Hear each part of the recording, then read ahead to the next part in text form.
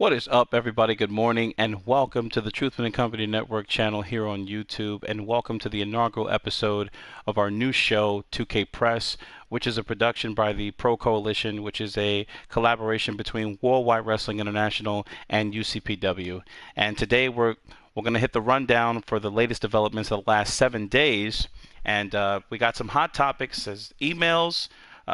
Comments have been left, and we're going to answer a lot of burning questions as to some of the developments that occurred last week on Thursday Night Elite, and of course at the 2020 Winter Wrestlefest here in New York City.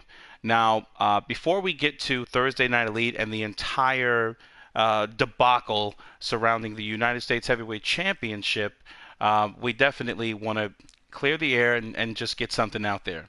I was backstage at the 2020 Winter WrestleFest, and I, like many of the fans who were in attendance and watching all over the world via live stream, I witnessed Chris Garcia and Yosef Ward exchange some very harsh and very heavy commentary. They did not hold any punches, and they were not afraid to get extremely personal with one another. This war of words then led to an impromptu one-on-one match. Now, for those of you who are not familiar with the happenings between the Ward family and Chris Garcia, we're actually going to cover the entire story between the Ward family and Chris Garcia on another episode of 2KPress. But be that as it may, Chris Garcia was asked to participate in the final 3 matches of Zero's Ward career last season, and we had an incredible show in Zurich, Switzerland, and Chris Garcia and Zero's Ward put on a phenomenal match, memorable, sure to go down in the annals of time as one of the best matches ever. And of course, he was one of the talents that helped end the career of Zero's Ward. But be that as it may, taken deeply personal by Zero's brother, Yosef. Yosef coming into this season, seemingly, a one-man band. And you'd have to wonder, being used to traveling with his brother, his nephew, and his father, obviously, being the only one of the Ward family who's back on the scene, he took it very personal. And these two met in the middle of the ring for an impromptu match at the 2020 Winter WrestleFest, and it was an incredible match. But as short-lived as it was, very personal, very violent, and it ended with a super kick, and of course, Yosef Ward pinning Chris Garcia's shoulders to the mat, 1, 2, 3. As to what this means for the future between these two, I'm not certain. I've yet to speak with the upper management in UCPW, but I'm definitely open to communications and correspondence. We have a collaboration here, and I look forward to it being a success. But be that as it may, I just want to clear the air about that. Yosef Ward has said that he has absolutely no personal problem with Chris Garcia. He gave him exactly what he wanted, which was a one-on-one match, and had it gone either way, he would have taken the results. But it just so happens that the result was a flicker to the face, a super kick, and 1, 2, 3. Ward goes over Garcia. So we're going to move on to the developments of Thursday Night Elite. Last Thursday, we're live in New York City for the 2020 Winter WrestleFest, and simultaneously, our show Thursday Night Elite is showcasing its matches at the Winter WrestleFest, and the main event match is slated to be a named opponent as number 1 contender against the United States Heavyweight Champion, Retro King. And being the general manager of Worldwide Wrestling International and overseeing things for the show, I gave a call over to UCPW's liaison, for the talent, and I said, listen, I got a great idea for an opening match, for the Thursday Night Elite. It's our inaugural episode, and we want things to go really well. And so he said, well, what do you have in mind? I said, well, I saw Max Cannon and I saw CJ backstage, and I would love for these guys to, get rocking. And so he passed the message on, and it was obviously met with immediate reception from CJ, um, and it was not met with warm reception from Max Cannon. Um, there, for those of you who have not been a part of the collaboration between Worldwide Wrestling International and UCPW over the course of the last season and the present season, Max Cannon he's been in a bit of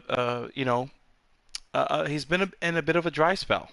Not that he's been losing or hasn't been performing well, but it's just a matter of finding a direction to move in, and he's been very difficult to deal with as of late. And truthfully speaking, he's been very, very difficult to deal with. And so he had some choice words for myself, and I told him, if that's what you want, that's fine. If you want the one-on-one match, that's fine. It just can't happen tonight. And then he went on to tell me that he has pinned Yosef Ward one-on-one competition. He pinned him clean. I said, listen, I don't have any recollection of that. I had my production team look back on some footage, and the footage wasn't found. And so what we did find was a triple threat match between Nathan Jones, Max Cannon, and Yosef Ward. And this was, I believe, a house show. Max Cannon went over. He pinned Yosef Ward to the mat, 1, 2, 3. And when we discovered this footage, we were very honest. We came forward. We said, you know what? We looked over some of the archive footage over the past, month or so that our production team has been gathering and archiving, and we found the match, and you did pin Yosef Ward, but you did not pin him in a one-on-one contest. This match was a triple threat match, and so he got very angry, and he said, I know I can beat you, and it's total bullshit, and he's just very angry. He shot a lot of shards, a lot of personal shards. So the named talent who was supposed to compete against Retro King for the United States Heavyweight Championship in the main event was, as everybody knows now, Van Briggs. Really, really spectacular big man talent that we just signed a couple weeks ago, who has been, training for his big debut. And, I signed him to a United States Heavyweight Championship match. I asked him how he felt about it. He said he didn't have a problem facing Max Cannon for the number one contendership, even though he already was number one contender. He had nothing to prove, but he, in his own heart, felt that if he could pin Max Cannon and Retro King in the same night, that meant something to him. And so we called the match. We called the audible, and the match happened. Now, if you go back to that footage, there's a referee that's in the southwest corner of the ring who calls Van Briggs over to tell him the match stipulations. This was unbeknownst to me. I didn't know that he was unaware of the match stipulations. And as he goes to the corner, Max Cannon attacks him from behind, and these two proceed to go back and forth. The controversy wasn't that the match happened. The controversy happened in the closing moments of the match. And the closing moments of the match, the referee, I'm told, who I spoke to briefly, told me that Max Cannon's right hand put some pretty lethal pressure on the trach of Van Briggs. And of course, obviously, Briggs, pulled a tap, as I'm sure any athlete would have done in that predicament. And so now the outcome is, Max Cannon gets the number one contendership for the United States Heavyweight Championship. He's going to the main event of, Thursday Night Elite, and that's it. The problem that I have with that is, this is, it's first of all, it's reckless, it's classless, and, obviously there needed to be a conversation between myself and the upper management at UCPW, and there was, UCPW is they've got some fantastic athletes, but they've got better management, in so many ways. They've got great management over there, and we all sat down and had a conversation. Max Cannon, had some things to get off his chest and express, and that's all fine. And there was an apology. The apology was taken. The bottom line here, though, is what came out of that night, obviously, was a ruined debut, and obviously, too, there there was a call to duty, if you will. No pun intended on that. Yosef Ward is obviously a hard spot for Max Cannon, and so that's going to happen sometime in the near future. We're going to see one-on-one competition between Max Cannon and Yosef Ward, and if Cannon accepts this challenge, this match will be contested under Iron Man rules.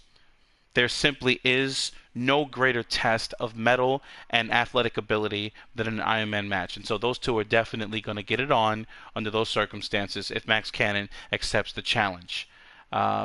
So to everybody who sent in questions, emails, who came to the page, our production team heard you all, and that's a big reason why I wanted to come to you this morning, live from New York City, in a New York City high-rise, by the way, and talk to you about some of these developments. And so now it would seem that the Ward family, one Ward family member, Yosef Ward, is at the center of some pretty big business, with the Pro Coalition, UCPW, and Worldwide Wrestling International. Things are supposed to run smooth, but I'm sure you guys know it doesn't always happen that way. So I can't wait. Next week on Thursday Night Elite, Max Cannon, there has been a challenge laid out to him by a newly signed part-time Hall of Famer who looks to prove his stripes, who looks to make a name for himself against Cannon. I don't know, but I do know this. I'm not going to deny him the opportunity to compete against Max Cannon. Not going to happen. So these two are going to lock one-on-one next week on Thursday Night Elite if Max Cannon accepts that challenge. Okay? And so I'm looking forward to these developments. I actually know who the person is. I know who the athlete is. And that will be revealed the night of Thursday Night Elite. But until that time, ladies and gentlemen, please, I want to thank you for your support, your subscriptions. I want to thank you for your emails, your calls, your questions, your problems, your concerns. We appreciate all of our fans, all of our viewers from around the world, and this Pro Coalition, looks to endure in the 2020 season of 2K. And ladies and gentlemen, that concludes this episode of 2K Press. I am the General Manager of Worldwide Wrestling International and Chairman of the Truthman and Company Network, Sean Truthman, signing out. Take care.